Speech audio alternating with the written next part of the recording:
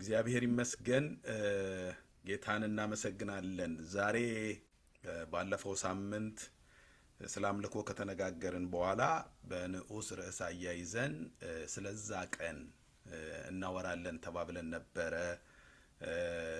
አሁን ደግሞ ያለንበት ወቅት የጌታችንን የኢየሱስ ክርስቶስን ትንሣኤ የምናስብበት ወቅት ስለሆነ ዛሬ በዛ ዙሪያ ላይ ጥቂት ሐሳቦችን እንድንነጋገር አስቤያለሁኝና በዛ ከተነጋገርን በኋላ ትምርታችንን ያኛውን ከሚቀጥለው ሳምንት ጀምሮ እንቀጥላለንና ሁላችሁም እንኳን አደረሳችሁ።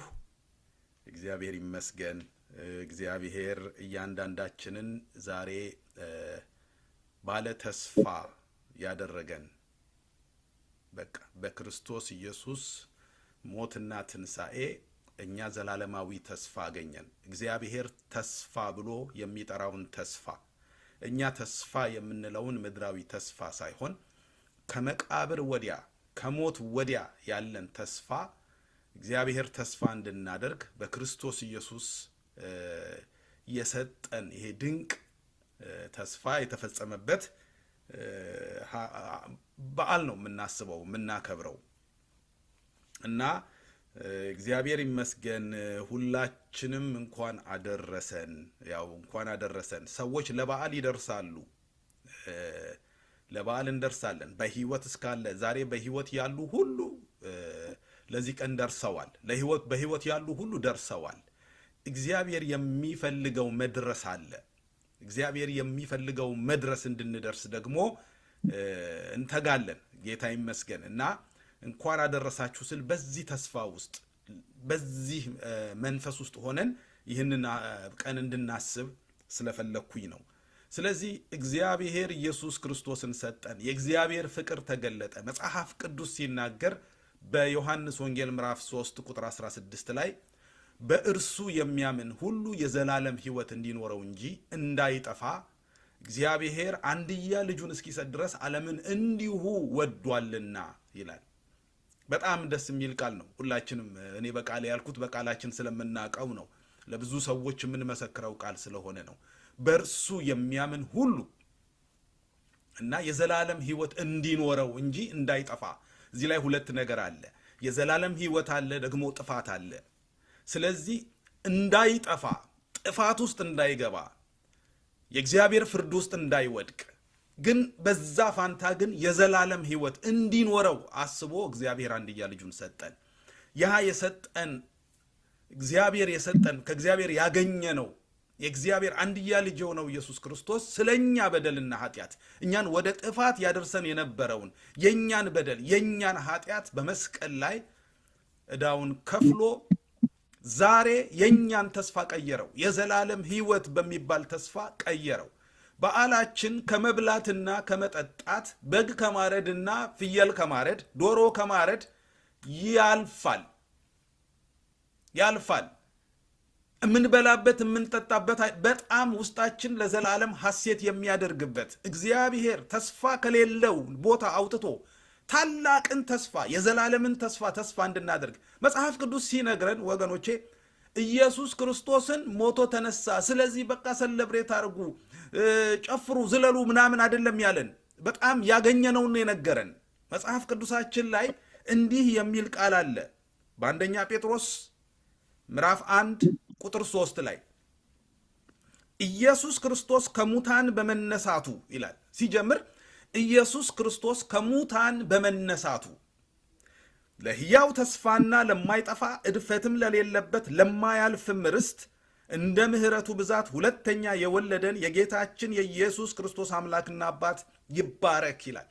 ኢየሱስ ክርስቶስ ከሙታን በመነሳቱ ኢየሱስ ሲነሳ የኛ ይሄ የማያልፍ ተስፋ ሕያው ተስፋ የማይጠፋ እድፈት የሌለበት ተስፋ እንድናገኘው ይሄንን ተስፋ እንድንወርሰው ሁለተኛ ወለደን። እንደገና ተወለድን። ወገኖቼ አሁን እንደገና የተወለድን ሰዎች ሁሉ ሕያው ተስፋ አለን፣ የማይጠፋ ተስፋ አለን። ምናልባት ያን ተስፋ አሁን አልጨበጥነው አሁን አልያዝነው ከሆነ ግን ያንን ተስፋ ዛሬ እንድንጨብጥ ይሄን የምንሰማ ሁሉ ያንን ተስፋ ዛሬ እንድንይዝ ለካ ተስፋ አለኝ። ጌታችን ኢየሱስ ክርስቶስ ከሙታን በመነሳቱ ሞት የኔ መጨረሻ አለመሆኑ ታወጀ። ብዙ ጊዜ የሰዎች መጨረሻ ሞት ነበረ። ሰዎች ይሞታሉ የሚያስቡት እስካሉ ድረስ ነው። በሀገራችን እኔ ከሞትኩ ሰርዶ አይብቀል አለች አህያ እየተባለ ይተረታል። ከሞትኩ የመጨረሻው ስቴፕ ነው። ሰዎች ከሞትኩ ካሉ ነገሮች ያልቃሉ። አንድ ሰው ሞተ ሲባል ያ ሰውዬ ተስፋ ያረገው የነበረው ነገር በሙሉ አመለጠው ቀረ የሚባል ብዙ ነገር አለ። ሰዎች ሲሞቱ ወላጆች ሲሞቱ የልጆቻቸውን ሰርግ ያመልጣቸዋል፣ አያዩም። ምነው እናቴ በዚህ ቀን ኖራ ቢሆን፣ ምነው አባቴ በዚህ ቀን ኖሮ ቢሆን፣ ምነው ወንድሜ ምነው እህቴ በዚህ ቀን ኖረው ቢሆን ይህንን ቢያዩ ብለው ተመራቂዎች ወይም ደግሞ አግቢዎች ወይም ደግሞ ለዛ ቀን የደረሱ የተለያየ ነገር እያከበሩ ያሉ ሰዎች ያነሳሉ። ለምን? ያንን ቀን ማየት አልቻሉም። ያ ቀን አምልጧቸዋል። ወገኖቼ ሞት ነው ከዛ ቀን የለያቸው። ነገር ግን እግዚአብሔር የሰጠን ተስፋ ግን ከሞት አለፈ። እኔና እናንተ ያለን ቢኖር ኖሮ ብትኖር ኖሮ የማይባል ተነስተን የምንወርሰው ትልቅ ተስፋ ነው። ቢኖር ኖሮ ይሄንን ሕያው ተስፋ የማይጠፋ እድፈት የሌለበት እግዚአብሔር ያዘጋጀውን ይሄንን ተስፋ ያይ ነበር አንባልም። ለምን? ይሄ ተስፋ የኛ ሆነ። እንደገና ይሄን ተስፋ ለማግኘት የሚያስፈልገው ዳግመኛ መወለድ ነውና በክርስቶስ ኢየሱስ የመስቀል ጣር እግዚአብሔር እኛን እንደገና ዳግመኛ ወለደን። ስለዚህ የኛ ተስፋ መቃብርን ያልፋል። የኛ ተስፋ ሞትን ይሻገራል። ሞት ኃይለኝነቱ የተሸነፈው፣ ሞት ጉልበታምነቱ የቀረው ኢየሱስ በሦስተኛው ቀን አሸንፎት ሲነሳ ነው። የኢየሱስ ክርስቶስ ትንሣኤ የኛም ትንሣኤ ነው። ግን የክርስቶስ ትንሣኤ የኛ ትንሣኤ እንዲሆን መጽሐፍ ቅዱስ እንድናደርግ የሚፈልገው የሚጠይቀን ነገር በጣም ይገርማችኋል። እግዚአብሔር የፕሪንሲፕል አምላክ ነው። እግዚአብሔር በሰዓቱ በጊዜው በወቅቱ ማድረግ ያለበትን ጠንቅቆ የሚያውቅ የሚያደርግ አምላክ ነው። ከመጽሐፍ ቅዱሳችን ከዘፍጥረት ጀምረን እስከ ራእይ ድረስ ብናነብ እግዚአብሔር የፕሪንሲፕል አምላክ ነው። የሚያደርገውን ሁሉ ጠንቅቆ የሚያደርግ ነው። ለምን የሚባል አምላክ አይደለም። እግዚአብሔር ለሚሰራው ነገር የሆነ ጨለማ የሆነ ነገር እንኳን ቢመጣ እግዚአብሔር የሚያደርገውን ጠንቅቆ የሚያውቅ የማንም ሰው ምሪት የማያርመው አንድ መዝሙር አለ። ትክክል ነህ ጌታ በስራህ ጻድቅ ነህ አንተ አትታረምም እንዲያደርግ ተብለህ የሚል መዝሙር አለ። ትክክል። እግዚአብሔር ሁል ጊዜ ፐርፌክት ነው። እግዚአብሔር ጋር ስህተት የሚባል የለም። የሚያደርገውን ጠንቅቆ የሚያደርግ አምላክ ነው። ግን እግዚአብሔር ወደኛ መጥቶ ለሚያደርገው ነገር ሁሉ የራሱ መንገድ አለው፣ አሰራር አለው፣ ፕሪንሲፕል አለው። የክርስቶስን ትንሣኤ እንጀራና ወጥ እንድንበላበት አይደለም የእግዚአብሔር ሐሳብ። የእግዚአብሔር ሐሳብ እኛም በዛ ትንሣኤ ጉልበት ይህንን ሞት እንድናሸንፈውና ከዚህ ሞት ባሻገር ያለውን ተስፋ እንድንወርስ እግዚአብሔር ይፈልጋል። ግን ይሄን ለማድረግ ይህንን ትንሣኤ ነው ለማለት የኔ በዓል ነው እኔ እግዚአብሔር በዚህ በዓል በዚህ መታሰቢያ ቀን በዚህ ባደረገው በክርስቶስ ኢየሱስ የመስቀል ሥራ እኔ የዘላለም ተስፋ አግኝቻለሁ፣ የዘላለም ሕይወት አግኝቻለሁ፣ እኔ የዚህ ሕይወት ተካፋይ ነኝ ብዬ እንዳወራ ብዬ እንድናገር እግዚአብሔር ደግሞ አንድ ያስቀመጠው ነገር አለ። ሞት የሚባለውን ሞት ኢየሱስ ሞቶ ተነስቶ እንዳሸነፈው እኔም ከኢየሱስ ጋር አብሬ እንድሞት እግዚአብሔር በቃሉ ይመክረኛል፣ ሁላችንን ይመክረናል። ስለዚህ ከክርስቶስ ጋር ካልሞትን የትንሣኤ ያልሞተ ሰው ምን ብሎ ነው ትንሣኤ የሚያከብረው? ወገኖቼ እንዴት ተደርጎ ነው ትንሣኤ ነው ብለን የምናከብረው? ያልተወለደ ሰው ልጆች የሌሏችሁ ልጆች ያልወለዳችሁ ገና ወጣቶች የሆናችሁ ሰዎች እንዴት አድርጋችሁ ነው የልጅ ልደት የምታከብሩት? እንዴት ይከበራል? ያልተወለደ ልጅ ልደቱ እንዴት ይከበራል? እንዲህ አይነት ነገር ገጥሟችሁ ያውቃል? ዘንድሮ መቼም ማንሰማው ጉድ የለም እንጂ እንዲህ አይነት ነገር ገጥሞን አያውቅም። ወደፊት የምወልደው ልጄ በርዝዴው ነው ብሎ የሚያከብር ሰው እኔ አይቼ አላውቅም፣ ሰምቼ አላውቅም። ገና ወደፊት አግብቼ ስወልድ የመጀመሪያ ልጄ ልደት ዛሬ ነው የሚሆነው ብሎ የሚያከብር ሰው እንደሌለ ሁሉ ትንሣኤ ነው ብሎ ያልተነሳ ሰው ሊያከብር አይችልም። ዝም ብሎ በዓልን በማክበር መንፈስ የተጠናወተው ካልሆነ በስተቀረ ለእንጀራና ለወጥ ለስጋ ለምናምን ካልሆነ በስተቀረ ትንሣኤውን ትንሣኤ ነው ብሎ ሊያከብር የሚችል ሰው ሞቱን ሞቴ ነው ብሎ የሞተ መሆን አለበት። መጽሐፍ ቅዱስ ይሄኛውን አሟሟት ሲነግረን ለብቻ መሞት የማይፈቀድ ሞት እንደሆነ አስረግጦ ያስተምረናል። ይሄንን እግዚአብሔር ያዘጋጀውን ሕይወት ለመውረስ ዳግመኛ ለመወለድ የሚያስፈልገውን ሞት የምንሞተው ለብቻችን አይደለም። ሰው ለብቻው መሞት አልተፈቀደለትም። ሱሳይድ ነው። ለብቻው ራሱን የሚገል ለብቻው የሚሞት ሰው ራሱን ያጠፋ በደለኛ ይሆናል። ግን መጽሐፍ ቅዱሳችን ሲያስተምረን በቆላስያስ ምዕራፍ 2 ላይ ከቁጥር 20 እስከ 21 ያለውን ጳውሎስ ለቆላስያስ ሰዎች ሲጽፍላቸው ከዓለማዊ ከመጀመሪያ ትምህርት ርቃችሁ ከክርስቶስ ጋር ከሞታችሁ ይላቸዋል። ሞታቸው ለብቻቸው አይደለም። ከዓለማዊ ከመጀመሪያ ትምህርት ይሄንን ዝም ብሎ መብላት፣ መጠጣት፣ ይሄን ማድረግ ያን ማድረግ ምናምን ዝም ብሎ የዓለማዊ ትምህርት ብዙ አሉ። እኛ ሁላችን ያንን ስም መጥቀስ እንችላለን። ግን ከዚህ ትምህርት ርቃችሁ ከክርስቶስ ጋር ከሞታችሁ እያለ እንዴት ያሉ ስርዓቶች ምድር ላይ እንዳሉ ለምሳሌ አትቅመስ፣ አትያዝ፣ አትንካ ለሚሉ ትእዛዝ በዓለም እንደምትኖሩ ስለምን ትገዛላችሁ? ይሄ አትንካ የተባለን ለዛ ነገር መሞት ነው የሚያስፈልጋችሁ እንጂ ያንን ነገር ውይ ተከልክዬ ነው እንጂ በስማ እንደዛ ያለ ሰው ነበር። አንድ ጊዜ ከአንድ ወንድም ጋር ወንጌል ልንመሰክር ወተን እየመሰከርን፣ እዚህ ሀገር አይደለም ሌላ ሀገር ነው፣ እየመሰከርን በጣም ሰደበው። ያኛው የሚመሰከርለት ልጅ በቃ ከፍ ዝቅ አድርጎ ሰደበውና ከኔ ጋር የነበረው ልጅ ደግሞ ድሮ ትንሽ እንግዲህ ቦክስ ነገር ያውቃል መሰለኝ እና እጁን እንደው ታገለውና ወይኔ ጴንጤ መሆን ያለ በቃ ጴንጤ መሆኔ ነው ዛሬ ይህን ሰው ያዳነው አለ እንጂ እንደው ዘርረው ነበር። አንዳንድ ኃጢአቶችን ወይኔ እንዲህ መሆኔ እንዲህ ባይሆን ኖሮ ጴንጤ ባልሆን ኖሮ እንዴት እንደው ጠጣ እንደነበረ፣ ጴንጤ ባልሆን ኖሮ እንዴት አደርግ እንደዚህ ወጋው ነበር እንዲያረገው ነበር የሚባል ነገር ሳይሆን ለዛ ነገር መሞት፣ ያን ነገር እያለ እንደሌለ መቁጠር። ብነካው እንደዚህ ወይኔ ጴንጤ ባልሆን ኖሮ ነካው ነበር፣ እንደው ጴንጤ ባልሆን ኖሮ ቀምሰው ነበር፣ እንደው በጌታ ባልሆን ኖሮ እንዲያረገው ነበር፣ በጌታ ባልሆን ኖሮ እንዲህ አይደለም። ለዛ ነገር ፈጽሞ ሞት። ይሄ ምንድን ነው ይለናል? ከክርስቶስ ጋር ይለናል። ከክርስቶስ ጋር ከሞታችሁ አትንካ አትቅመስ አይደለም። ቅመስም ቢባል ለዛ ነገር ምን ብለናል? ሞተናል። ስለዚህ እዚህ ላይ እኔ ዛሬ ግን አስምሬ ልናገርበት የፈለግኩት ሐሳብ ምንድን ነው? ሞት አለብን፣ እንሞታለን። ካልሞትን የትንሣኤ ተባባሪ አንሆንም። ስለዚህ ከክርስቶስ ጋር እንሞታለን ወይ? ከክርስቶስ ጋር ሞተናል ወይ? ይሄ ቆላስያስ ምዕራፍ 2 20 እና 21 ላይ የሚነግረን ነው።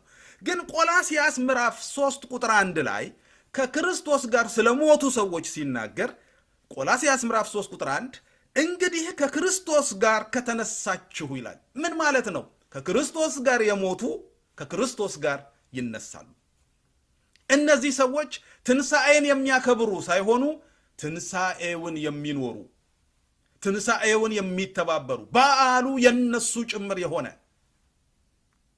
ድሉ የነሱ ጭምር የሆነ የድሉ ተካፋዮች። ኢየሱስ ክርስቶስ እኮ ይዞን ሞተ፣ ይዞን ተነሳ፣ ይዞን በአብ ቀኝ አስቀመጠን።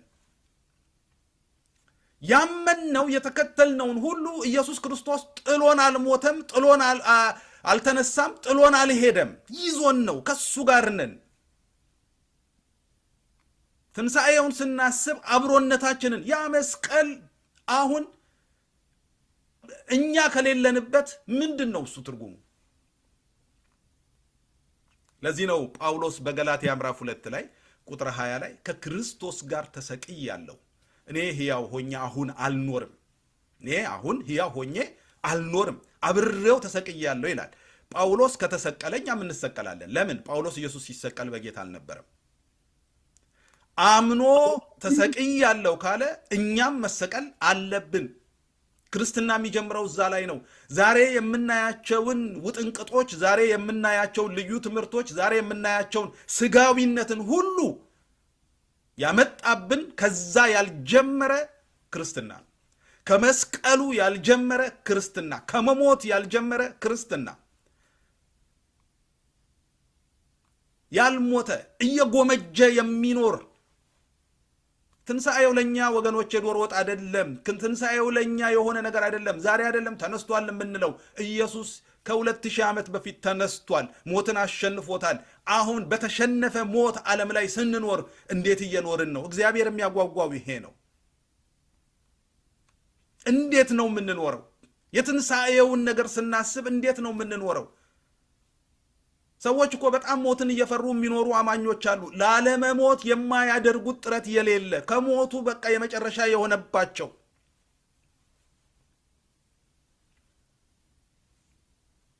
እኛ ግን ከሞት ባሻገር ተስፋ አለን። ከሞት በኋላ ጌታ ተስፋን ሰጥቶናል፣ ሕይወትን ሰጥቶናል።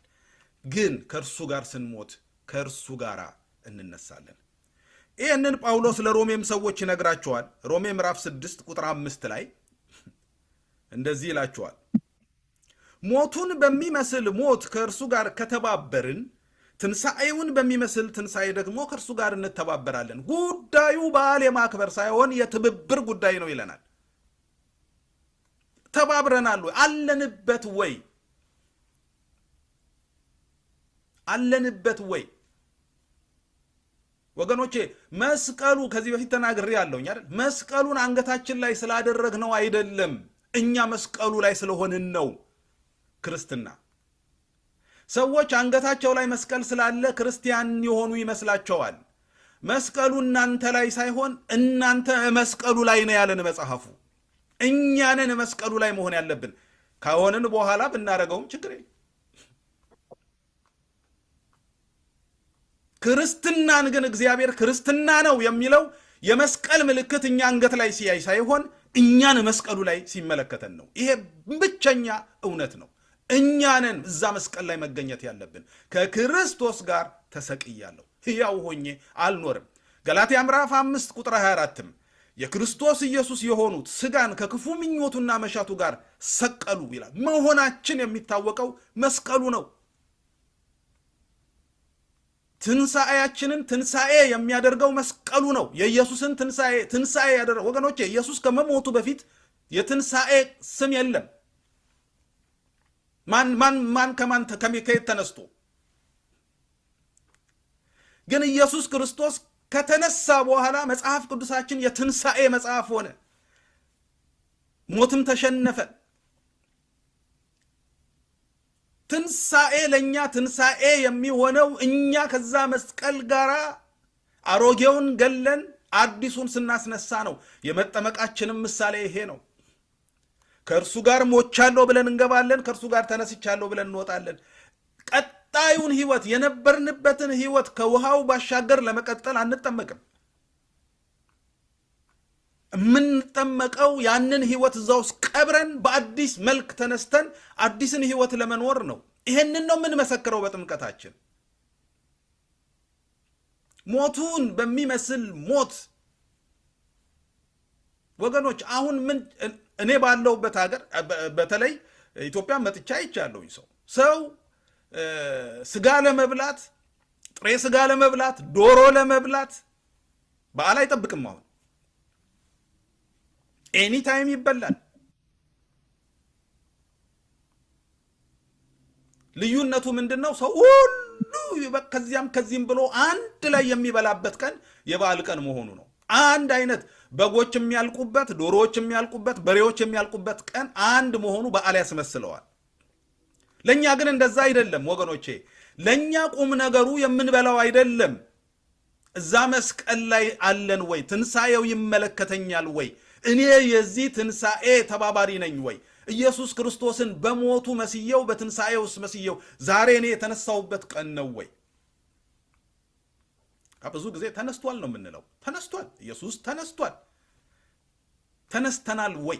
ደግሞ ጌታ ኢየሱስ ክርስቶስ ይሄንን ይጠይቀናል እኛን። እናንተስ ከኔ ጋር ተነሳችሁ? ምክንያቱም የቆላስያስ ምዕራፍ 3 ከክርስቶስ ጋር ከተነሳችሁ ምልክቱ ምንድነው? ከክርስቶስ ጋር የመነሳታችን ከክርስቶስ ጋር የመነሳታችን ዋናው ምልክት ክርስቶስ በእግዚአብሔር አብ ቀኝ ተቀምጦ ባለበት በላይ ያለውን እሹ መሻታችን መሞታችንን ያረጋግጥልናል። ወገኖች ምድራዊውን ነገር ቁጭ ብለን የምናስብ ከሆነ ትግላችን ለመሞት መሆን አለበት። ሙት አንተ ስጋ መሞት አለብህ። ምኞታችን ለዚህ እኮ ነው ምኞታችን፣ ፍላጎታችን፣ ረሃባችን፣ ጥማታችን ግን ሰማያዊ ከሆነ ግን አዎ ሞተናል። ምክንያቱም በምድር ያለውን አይደለም፣ በምድር ያለውን አታስቡ፣ በሰማይ ያለውን በእግዚአብሔር ቀኝ ተቀምጦ ባለበት በላይ ያለውን እሹ። ይደግምልናል ቁጥር 2 ላይ ቆላስይስ 3:2 ላይ በላይ ያለውን አስቡ እንጂ በምድር ያለውን አይደለም። በሐሳብ እንኳን ደረጃ ስታስቡ በምድር ያለውን አይደለም። ክሊር መሴጅ ነው፣ ግልጽ የሆነ መልእክት ነው። በላይ ያለውን አስቡ እንጂ ይልና በምድር ያለውን አይደለም። ከዚህ ውጭ ግልጽ ምን አለ? ከዚህ ውጭ አማርኛ ምን አለ? ለምንድን ነው እንዴት በምድር ያለውን አላስብም? እንዴት እኔ በምድር እየኖርኩ አይደለም ወይ? እንዴት ለምን እንደዚህ መጽሐፍ ቅዱስ ይናገረኛል እንዳንል ቁጥር 3 ላይ መጣና ሞታችኋልና። እኔ ደስ ይለኛል። በጣም ይገርማችኋል። እኔ ለብዙ ሰው ስለ ሰው መሞት፣ ስለ ቤተሰቡ መሞት መርዶ ነግሬ አውቃለሁ። አገልግሎትም ያስገድደኛል፣ ብዙ ነገሮችም ደግሞ ያስገድዱኛል። እየሄድኩ ይህን ሰምተናል። በስደትም ስለኖርኩኝ ለሰው ብዙ መርዶ ነግሬ አውቃለሁ። ብዙዎቻችን ለሰዎች መርዶ ነግረን እናውቃለን። ማንም ሰው ለራሱ መርዶ ነግሮ አያውቅም። የየራሳችንን መርዶ የነገረን መጽሐፍ ቅዱስ ብቻ ነው። ሞታችኋልና መሞታችንን የነገረን የእግዚአብሔር ቃል ብቻ ነው። ቁጥር 3 ላይ ሞታችኋልና ይለናል። ግን የሞት ነው ከክርስቶስ ጋር ከሆነ ሕይወታችን አልተረሳም። እናስታውስ። እዚህ ላይ አንድ ቃል ልነግራችሁ እፈልጋለሁኝ። በብሉይ ኪዳን በመጽሐፈ መክብብ ምዕራፍ 9 ላይ አንድ ክፍል አለ። እሱን ላንብበው። የመክብብ መጽሐፍ ምዕራፍ 9 ላይ ከቁጥር 5 ላይ እንዲህ ይላል፣ ሕያዋን እንዲሞቱ ያውቃሉና ሙታን ግን አንዳች አያውቁም፣ መታሰቢያቸውም ተረስቷልና ከዚህ በኋላ ዋጋ የላቸውም። ፍቅራቸውና ጥላቸው ቅናታቸው በአንድነት ጠፍቷል። ከፀሐይ በታች በሚሰራው ነገር ለዘላለም ዕድል ፈንታ ከእንግዲህ ወዲያ የላቸውም። ሙታንን እንዴት አድርጎ እንዳሰናበታቸው፣ ስለ ሙታን እንዴት የሚያስፈራን ቃል እንደሚነግረን ይሄ ክፍል። መታሰቢያ የላቸውም። ሁሉ ነገር ቅናታቸው፣ ፍቅራቸው፣ ጥላቻቸው፣ እያንዳንዱ ነገር ከዚህ በኋላ ከነሱ ጋር አብሮ ተቀብሯል፣ ጠፍቷል። በምድር ላይ ከሚከናወነው ከእንግዲህ ከምንም ነገር ከዚህ በኋላ ምንም መታሰቢያ የሚባል የላቸውም። ዕድል ፈንታ የላቸውም። ቆላስይስ ደግሞ ምን ይለናል? ከክርስቶስ ትንሣኤ በኋላ ስለሆነ የሚነግረን ሞታችኋልና ካለም በኋላ መታሰቢያ የሚባል የላችሁም፣ የሚያስታውሳችሁ የለም፣ ምንም ነገር የለም አይደለም የሚለን። ሕይወታችሁ በእግዚአብሔር ከክርስቶስ ጋር ተሰውሯል ይለናል። ከክርስቶስ ጋር ስንሞት ባለ ተስፋ ሆነን እንሞታለን። ተስፋ ይዞ መሞት ታውቃላችሁ? ተስፋ በቀደም ቆይቷል ለነገሩ። አንድ ሰው አንድ ቴክስት ሜሴጅ ላከልኝ፣ ያሳቀውን የላከልኝ እና ፎቶ ነው እና ሰውየው ሬሳ ሳጥን ውስጥ ሆኖ ሬሳ ሳጥኑ ተከፍቶ ሞቶ እንደዚህ ሱፍ ጥቁር ሱፍ አልብሰውታል። ልክ የሞተ ሰው እንደሚሞተው ነው። ቀጥ ብሎ ሞቶ ይስቃል። እንደዚህ ብሎ ነው የሞተው ፈገግ ብሎ እና ከታች ምን ይላል? ዕቁብ በልተህ ስትሞት ይላል። የሌሎችን ዕቁብን ክት አድርጎ በልቶ ጨርሶ ሳይከፍል ሲሞት ብሎ ነገሩ አስቆት ላከልኝ። እኛ ግን እንዲህ አይነት ፈገግ ያለ ሞት መሞት ያለብን ዕቁብ በልተን ስንሞት ሳይሆን ክርስቶስን ይዘን ስንሞት ነው። ተስፋን ይዘን ስንሞት ነው። የክርስቲያን ሞት በፈገግታ መሆን አለበት ብዬ አምናለሁ። ፈገግ ብለን መሞት ብንችል፣ መቼም ሰው በህመም ስለሚሞት በአብዛኛውን እንዴት ብሎ ፈገግ ይላል? ግን ሞት በእርግጥ ቅርብ ጊዜ አይቻለሁኝ። ምን ሀገር እንደሆነ ባላውቅም አንድ አረብ ሀገር ላይ ብዙዎቻችን ሲመላለስ ያየነው እንትን አለ። በጌታ በማመኑ ምክንያት በስቅላት የተቀጣን አንድን ሰው በጣም ሶሻል ሚዲያ ላይ ይመላለስ ነበርና ይሄ ሰው መስቀሉ አጠገብ ላይ የሚሰቀልበት ገመድ አጠገብ ላይ ቆሞ የሚስቀው ሳቅ፣ ፈገግታው። ወገኖቼ ሞት ተሸንፈሃል ፉከራ አይደለም።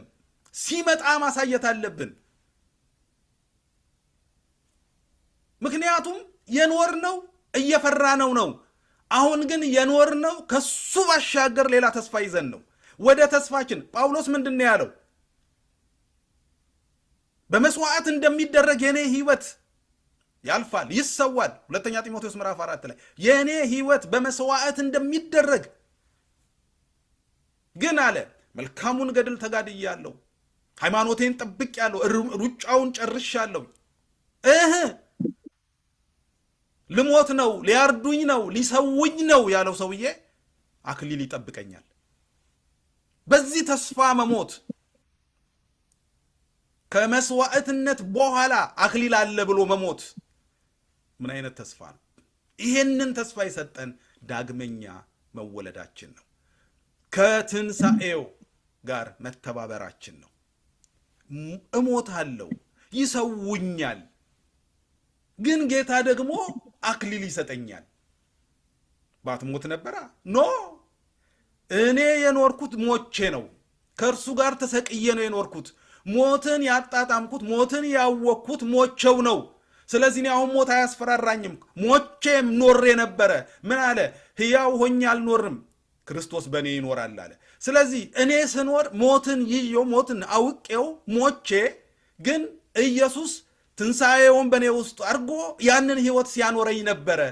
አሁን የምሞተው ሞት ከዚህ ትንሣኤ የሚያስቀረኝ ስላልሆነ ሞትን አልፈራውም።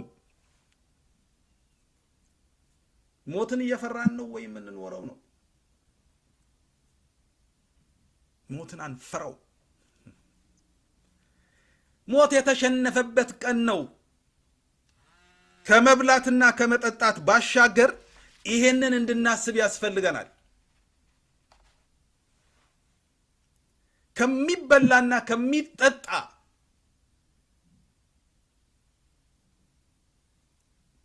እንኳን አደረሰ ሲባል እንኳን ወዴት የት ደረስኩ? ወደዚህ መረዳት ደርሻለሁ? ወደዚህ እውነት ደርሻለሁ? እስቲል የሚያስፈራራኝን ሞት ነው ተነስቷል እያልኩ ማከብረው? እስቲል በእኔ ላይ ስልጣን ያለውን ሞት ነው ማወራው? ወይንስ ተሸንፏል?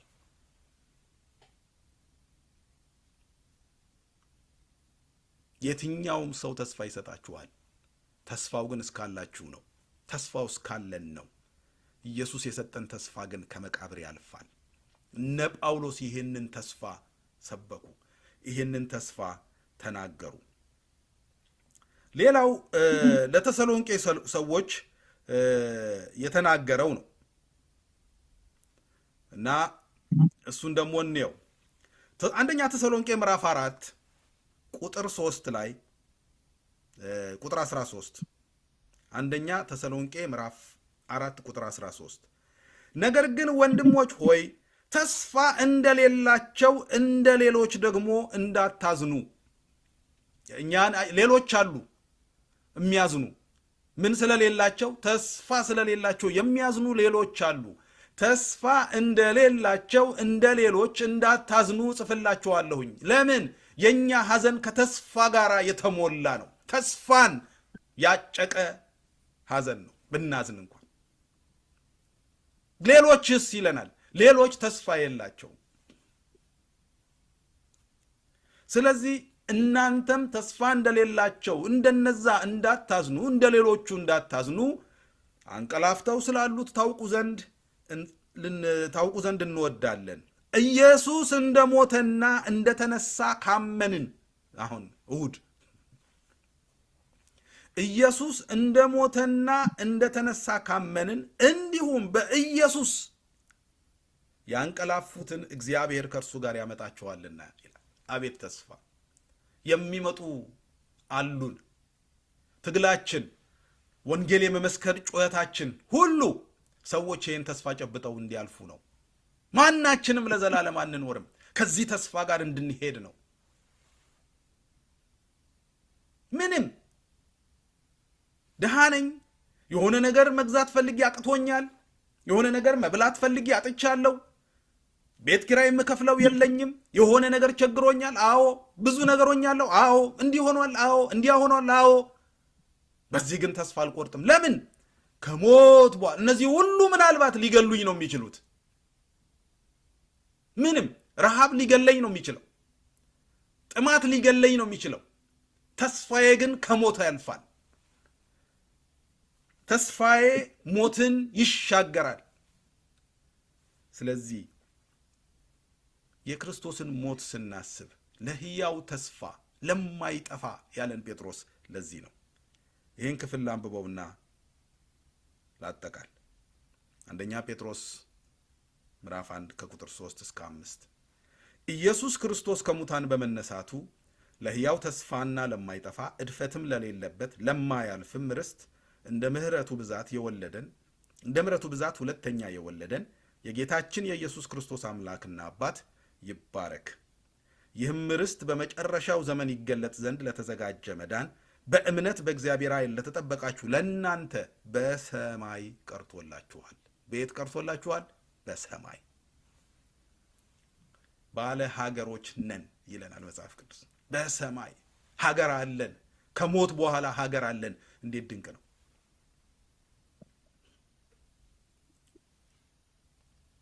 እንጸልይ እስቲ። እግዚአብሔር ይመስገን።